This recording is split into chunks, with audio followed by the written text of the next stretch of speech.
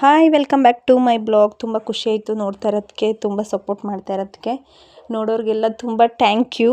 ನಾನು ಇವತ್ತಿಂದ 100 days complete ಮಾಡೋಣ ಅಂದ್ಕೊಂಡಿದ್ದೀನಿ. ನನಗೆ ಚಾಲೆಂಜ್ ಮಾಡ್ಕೋತಾ ಇದ್ದೀನಿ ನಾನೇ. ಹೀಗೆ ಸಪೋರ್ಟ್ ಮಾಡಿ, ಚಾಲೆಂಜ್ ಎಕ್ಸ್ಪೆಕ್ಟ್ ಮಾಡ್ತಾಯಿದ್ದೀನಿ. ಇವತ್ತಿಂದನೇ ಸ್ಟಾರ್ಟ್, ಇವತ್ತಿನ ಡೇಯಿಂದ. ನಾನು ಚಿತ್ರಾನ್ನ, ಚಪಾತಿ, ಪಲ್ಯ ಮಾಡಿದ್ದೀನಿ. ಆಳುಗಳಿಗೆ ಚಿತ್ರಾನ್ನ ಕೊಟ್ಟು ಕಳಿಸ್ದೆ. ನಮಗೆ ಚಪಾತಿ ಮಾಡಿದ್ದೀನಿ, ಪಲ್ಯ ಮಾಡಿ ಬಜ್ಜಿ ಹಾಕ್ತಾಯಿದ್ದೀನಿ, ಚಟ್ನಿ ಮಾಡಿದ್ದೀನಿ. ಏನಕ್ಕೆ ಅಂದರೆ ಚಟ್ನಿಗೆ, ಚಿತ್ರಾನ್ನಕ್ಕೆ ಚಟ್ನಿ ಸರಿ ಅಂತ ಮಾಡಿದ್ದೀನಿ ಅವ್ರಿಗೆ. ಆಮೇಲೆ ಲಟ್ಟಿಸ್ಕೊಂಡು ಅವ್ರಿಗೆ ಚಪಾತಿ ಹೊತ್ಕೊಡ್ತಾಯಿದ್ದೀನಿ. ನನ್ನ ಮಗನಿಗೆ ಬೇಯಿಸ್ಕೊಟ್ಟು ಅಲ್ಲೇ ರೆಡಿಯಾಗಿ ಬಂದ ಅವನು ಫುಲ್ ರೆಡಿ ಮಾಡಿಬಿಟ್ಟು ಆಮೇಲೆ ಅವ್ನಿಗೆ ತಿಂಡಿ ತಿನ್ನಿಸ್ದೆ. ಇಬ್ಬರೂ ಹೋದ್ರು.